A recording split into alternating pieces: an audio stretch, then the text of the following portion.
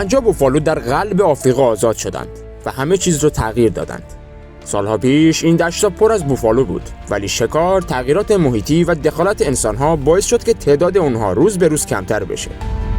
حالا برای اولین بار در دهه‌های اخیر یک گروه جدید از بوفالوها قرار دوباره به این سرزمین برگردن. اما این فقط یه بازگشت ساده نیست. آزادسازی این بوفالوها باعث میشه که اکوسیستم اطرافشون دگرگون بشه. از جمله رودخانه‌هایی که دوباره زنده شدن و حیواناتی که رفتارهاشون کاملا تغییر کرد. و حالا سوالی که براتون پیش میاد اینه که چطور ممکنه که چند تا بوفالو تونسته باشن روی کل حیات وحش این منطقه تأثیر بذارن؟ و حتی چه اتفاقی برای شکارچی‌ها افتاد؟ و اصلا این تغییرات دائمیه یا اتفاق زودگذره؟ و حتی این 50 تا بوفالو از کجا اومدن؟ امروز قراره توی این ویدیو تمام این اتفاقات رو با هم بررسی کنیم و با هم ببینیم که چطور یک گله بوفالو تونستن سرنوشت کل این سرزمین رو تغییر بدن.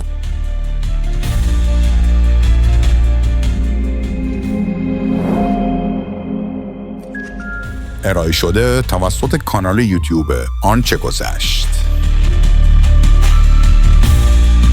سالها پیش در دشت‌های آفریقا پر از بوفالو بود.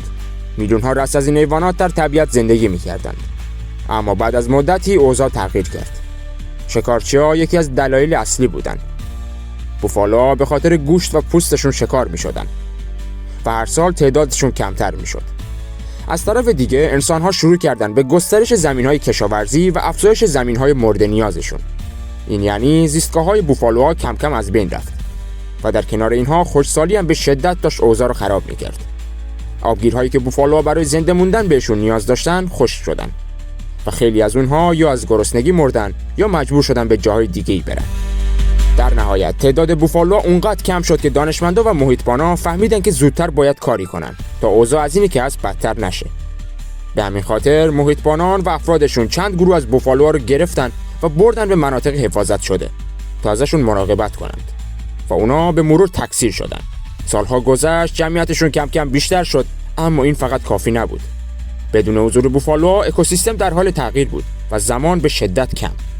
پس یه تصمیم بزرگ گرفتن: آزادسازی دوباره بوفالوها توی دشت‌های آفریقا، درست همون جایی که قبلا بهش تعلق داشتند. این یه ریسک بزرگ بود، اما امید زیادی هم همراهش بود.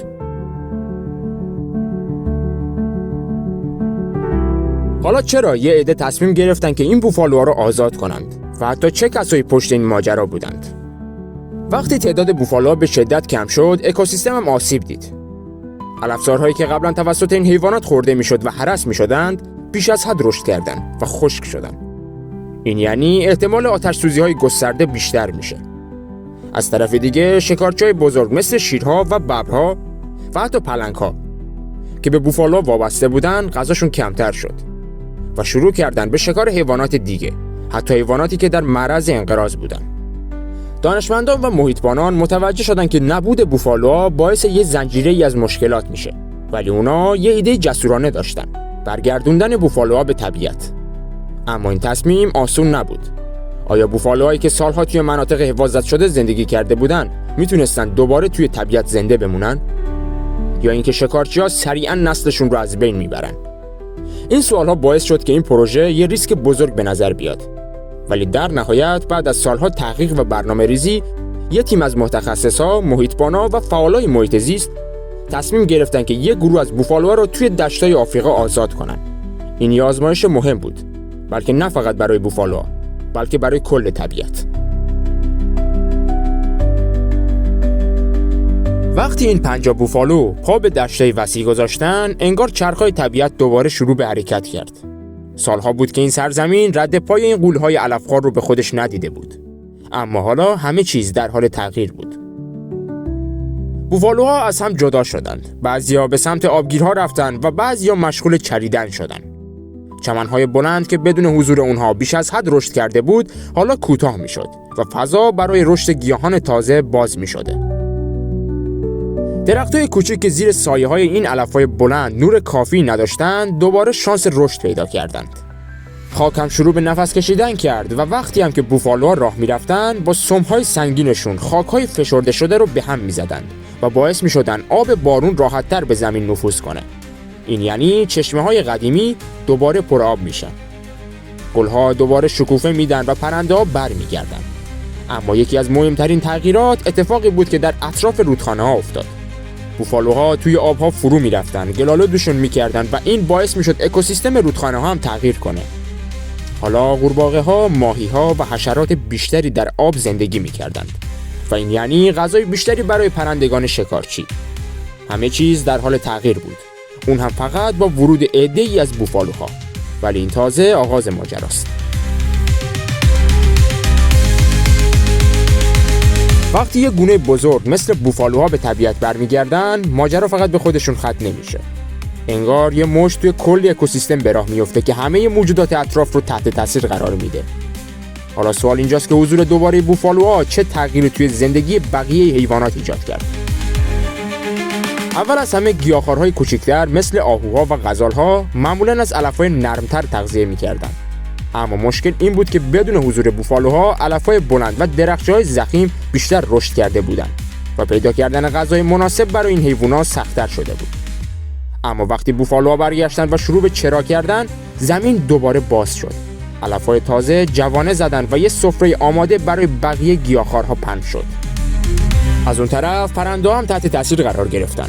بعضی از پرنده‌ها مخصوصاً گونه‌هایی مثل مرغ‌های شاخدار عادت دارن کنار بوفالوها حرکت کنن و از حشراتی که موقع حرکت از گله از علف‌ها بیرون میاد تغذیه کنن. وقتی بوفالوها برگشتن، این پرنده‌ها دوباره شانس بیشتری برای پیدا کردن غذا پیدا کردن و تعدادشون شروع به زیاد شدن کرد. با حضور دوباره بوفالوها بستر خاک تغییر کرد. فضولات جدید باعث رشد قارچ‌ها و باکتریای خاصی شد و این رشد به افزایش جمعیت حشرات خیلی کمک کرد. وقتی یه گله بوفالو توی طبیعت آزاد میشه، اولین چیزی که به ذهنشون میرسه اینه که شکارچیای بزرگ چه واکنشی نشون میدن. بالاخره بوفالوها یه طعمه بزرگ غول‌پیکری هستن و حضورشون میتونه معادلات شکار رو به هم بزنه. اما آیا این شکارچی‌ها واقعا تونستن از فرصت‌ها استفاده کنن؟ شیرها به عنوان سلطان‌های جنگل این سرزمین اولین گروهی بودن که متوجه این تغییر شدن. اونا همیشه بوفالوهای ضعیف‌تر یا جوان‌تر رو مورد هدف قرار میدن. اما این بار یه مشکل وجود داشت. گله‌ای که تازه آزاد شده بود یاد گرفته بود که فقط با هم زنده میمونن. بوفالوها با دیدن اولین حمله یه حلقه دفاعی تشکیل دادن و شاخه‌هاشون رو به سمت مهاجمان گرفتن. نتیجه اولین حمله ناموفق بود و شیرها مجبور شدن عقب نشینی کنن. از اون طرف کفتارها هم بیکار ننشستن. اونا برخلاف شیرها صبر بیشتری دارن و معمولاً منتظر میمونن تا یه شکار ضعیف یا یه لاشه جدید پیدا کنن. اما بوفالوهای جدید اونقدری هم که انتظار میرفت طعمه راحتی نبودن.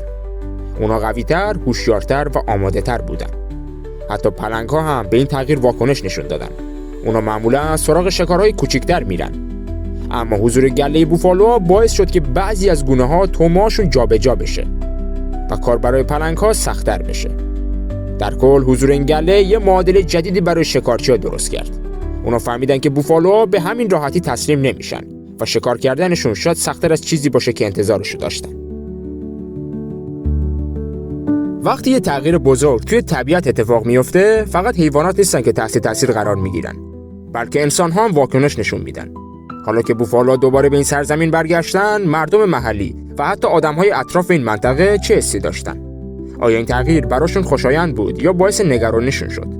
بعضی از افراد، مخصوصاً اونایی که به طبیعت و حیات وحش علاقه داشتن، از دیدن بوفالوها توی دشت‌ها هیجان زده شدن. برای اونها این یه قدم بزرگ برای برگردوندن تعادل به محیط زیست بود. حتی بعضی از محققا و فعالای محیط زیست اومدن تا این اتفاق تاریخی رو از نزدیک ببینن و بررسی کنن که این گله چطور با محیط جدیدش کنار میاد. اما همه خوشحال نبودن. بعضی از کشاورزا و دامدارای محلی نگران شدن. اونا فکر میکردن که حضور بوفالوها ممکنه که خطرناک باشه، چرا که نه این حیوونا قوی‌تر و غیر قابل پیش بینی هستن و ممکنه که هر لحظه برای این افراد مشکل پیش بیارن. نگرانی اصلی این بود که اگه گله‌ای وارد زمین‌های کشاورزی بشه، ممکنه محصولاتشون آسیب ببینه. حتی یه عده‌ای هم فکر میکردن که بوفالوها میتونن خطرناک بشن و به دام‌های اهلی حمله کنن. یه گروه دیگه‌ای هم بود که از این موقعیت به عنوان یه فرصت استفاده کردن. بعضیا فهمیدن که برگشت بوفالوها میتونه گردشگرا رو به این منطقه بکشونه. از جمله تورهای طبیعت‌گردی، عکاسای حیات وحش و محققای مختلفی که حاضر بودن پول خرج کنن تا این بوفالوها رو از نزدیک ببینن. یه فرصت اقتصادی جدید برای مردم محلی به وجود آوردن.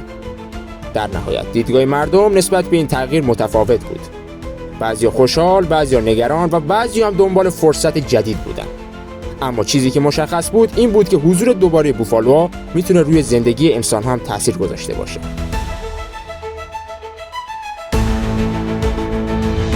گاهی وقتا طبیعت برنامه‌هایی داره که حتی دانشمندا هم نمیتونن پیش بینیش کنن. وقتی بوفالوها دوباره به این سرزمین برگشتن، همه انتظار داشتن که اکوسیستم متعادل‌تر بشه. شکارچی‌ها سازگار بشن و بقیه حیوانات از این تغییر سود ببرن. اما یه اتفاق عجیب افتاد که هیچکس انتظارش رو نداشت. چند ماه بعد از آزادسازی بوفالوها، محققا متوجه یه تغییر عجیب توی رفتار شیرها شدن. معمولا شیرها به عنوان شکارچی‌های برتر روی گله‌های بوفالوها فشار میارن و شکارهای خودشون رو انتخاب میکنن. اما این بار اوضاع یکم فرق کرد. برخلاف چیزی که همه تصور میکردن، نه تنها شکار بوفالوها برای شیرها راحت‌تر نشد، بلکه گله به طور عجیبی دفاعی‌تر و قوی‌تر شد. این بوفالوها که از مناطق مختلف آورده شده بودن، یه الگوی جدیدی از رفتارهای گروهی نشون دادن.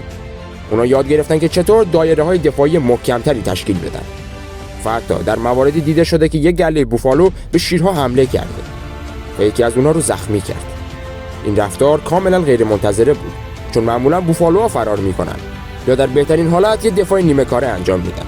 اما این بار شیرها بودن که گاهی مجبور میشدن عقب نشینی کنن. وقتی یه تغییر توی طبیعت اتفاق میفته، همیشه یه عده دانشمند هستن که از قبل پیش‌بینی‌هایی دربارش دارن. آزادسازی بوفالوها یکی از همین موارد بود. خیلی‌ها میگفتن که این کار قرار اکوسیستم رو نجات بده. اما یا واقعا همینطور شد؟ از همون روزهای اول محققا شروع کردن به بررسی تغییراتی که توی محیط رخ میده. یکی از اولین چیزایی که متوجه شدن بهتر شدن وضعیت پوشش گیاهی بود. بوفالوها با چرا کردن جلوی رشد بیش از حد بعضی از گیاهان مزاحم رو گرفتن و باعث شدن که گونه‌های دیگه دوباره فرصت رشد رو پیدا کنن. این دقیقاً چیزی بود که پیش بینی شده بود. اما یه اتفاق غیرمنتظره هم افتاد. دانشمندان انتظار داشتن که شکارچی‌های این منطقه به سرعت خودشون رو با حضور بوفالوها وقف بدن. اما برعکس تعداد حمله شیرها کمتر شد. دلیلش این بود که بوفالوها توی گروه‌های بزرگ حرکت می‌کردن و با همکاری همدیگه شکارچی‌ها رو به دردسر انداخته بودن. این نشون دهنده اینه که همیشه همه چیز طبق محاسبه پیش نمیره. ولی در کل دانشمندان از نتیجه این پروژه راضی بودن و حتی فهمیدن که طبیعت همیشه چیزایی داره که حتی دقیق‌ترین مدل‌های علمی هم نمیتونه پیش بینیش کنه. وقتی بوفالوها بعد از سالها دوری دوباره به حیات وحش برگشتن، هیچکس دقیقاً نمیدونست که چطور رفتار میکنن. آیا مثل قبل با طبیعت هماهنگ میشن یا باید از اول همه چیز رو یاد بگیرن؟ اما چیزی که اتفاق افتاد از حدسای اولیه هم جالب‌تر بود. توی هفته‌های اول بوفالوها هنوز به محیط جدید عادت نکرده بودن. اونا بیشتر از حد معمول معتاد بودن. گروهی حرکت میکردن و حتی بعضی وقتا نشونه‌هایی از استرس نشون میدادن. اما کم کم یه تغییر جالب تو رفتارشون شکل گرفت. بوفالوها یاد گرفتن که چطور در طبیعت زنده بمونن، چطور منابع آب رو پیدا کنن و مهمتر از همه چطور از خودشون دفاع کنن. یه نکته عجیب این بود که ساختار اجتماعی گله هم تغییر کرد. بوفالوهایی که قبلا تو اسارت بودن معمولا به انسان‌ها و محیط‌های کنترل شده وابسته بودن، اما حالا رهبرای جدیدی توی گله ظاهر شدن. بوفالوهایی که غریزه قوی‌تری داشتن رهبری رو به دست گرفتن و مسیرهای امن‌تری رو برای بقیه مشخص کردن. این یعنی طبیعت دوباره اونها رو شکل داده بود. یکی دیگه از تغییرات جالب رفتار بوفالوها نسبت به شکارچی‌ها بود. اونا یاد گرفتن که چطور فاصله خودشون رو حفظ کنن، چطور گروهی حرکت کنن و چطور از هم دفاع کنن و حتی چطور به موقع فرار کنن.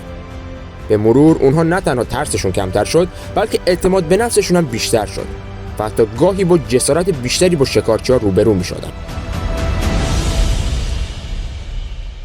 و این بود ماجرای اصلی برگردوندن بوفالوها به طبیعت و تکثیر اونها.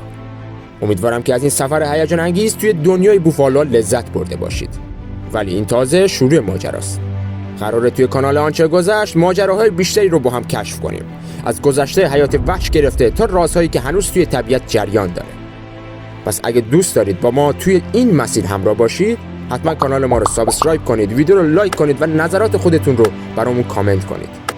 و اگه فکر میکنید که این مستند میتونه برای بقیه هم جالب باشه، حتما با دوستانتون به اشتراک بگذارید، چون این بزرگترین حمایتیه که میتونین از ما بکنید.